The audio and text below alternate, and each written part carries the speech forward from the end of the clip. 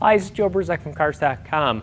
We're here with the 2014 Chevrolet Corvette Stingray. And by now you've read our review and you know it's blazingly fast and it looks like $1 million. Except for the rear end. We're still kind of deciding on that. But anyway, with all the new features, technology, and performance, you can make this a $70,000 Corvette if you really want it. And that's a non-Z06, non-ZR1, non-Grand Sport. We have some favorite features and also some features that we could do without that you can use to keep this car closer to its $52,000 starting price. After you pick the color, the first thing you want to do is option the $1,200 multi-mode exhaust.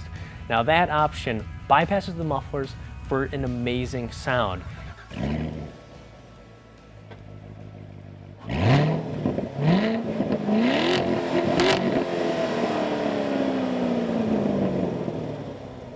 One of the reasons you can skip a few of the features is that the Corvette's standard feature list for $52,000 with destination isn't too shabby at all.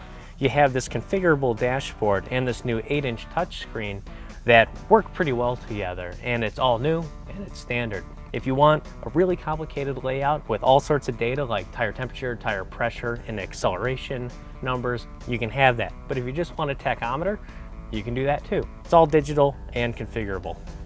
The previous Corvette seats weren't really that comfortable and they weren't too supportive on the racetrack. These new seats are much improved over the old ones. These are the base GT seats with the base leather. You can get a variety of options on the seat, including a Nappa leather, which is very high quality leather that looks really good. And you can also get a competition seat, which has more aggressive bolstering and is overall more of a race seat compared to this touring seat. One feature you don't have to pay for is notable, all new, and standard is the LT1 engine. Now what would a Corvette video be without talking about the engine? And this 455 horsepower V8 now uses direct injection, variable valve timing, and cylinder deactivation to not only be powerful anywhere in the rev range where you step on it, but it's also fuel efficient at 29 miles per gallon on the highway with the manual transmission. Those who take full advantage of the removable roof will especially like how it's made out of carbon fiber this year. It's super lightweight and you can take it off and you can put it in the trunk. And when it's in the trunk, you can even lift it up to store stuff underneath. The base package is impressive enough, but if you want to add a little customization and some more luxurious features, be prepared to open up your wallet. Many of the options aren't a la carte. If you want heads-up display, guess what? You're shelling out $4,000 for the 2LT package or $8,000 for the 3LT package. Now the 2LT on our tester also has memory seats, heated and ventilated seats, as well as heated side view mirrors. The 3LT adds a leather-wrapped interior package as well as a security system.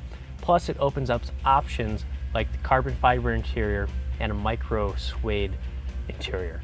Now both of those options are about $1,000, and the carbon fiber you can feel free to skip. You know they want to go for a racy vibe and add that carbon fiber to the inside, but it just doesn't look genuine. Even though it is, Chevrolet says it's real carbon fiber, it just doesn't look the part on the inside.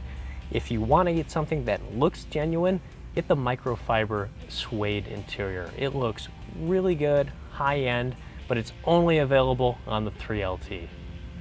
One of the options buyers will likely go back and forth with is, should I buy the Z51?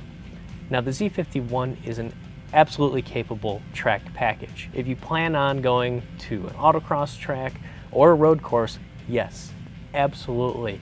It's a performance bargain for $56,000 when you option the magnetic ride control suspension.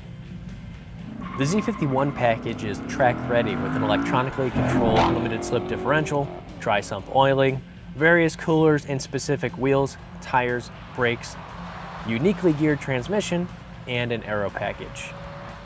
The amount of grip on the track is mind-blowing considering it's heavier than the 2013, has narrower tires than the Grand Sport, but is just as track ready.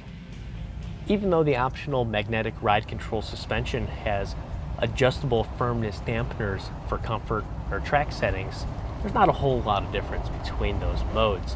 After a few hours on the highway, the Z51's roughness kind of wears on me. And that's a lot different than the base model. The base model non-Z51 is that highway cruiser that you could drive all day. Getting out of the Z51 and into the base model car is like stepping out of a Mazda Miata and into a Cadillac.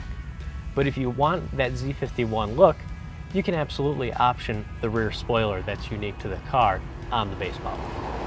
The 2014 Corvette's main objective is an unrivaled performance to dollar ratio, and that's something in which it doesn't disappoint. It's just unfortunate a lot of desirable options are lumped into very expensive packages, because that takes this budget supercar and makes it not so budget friendly.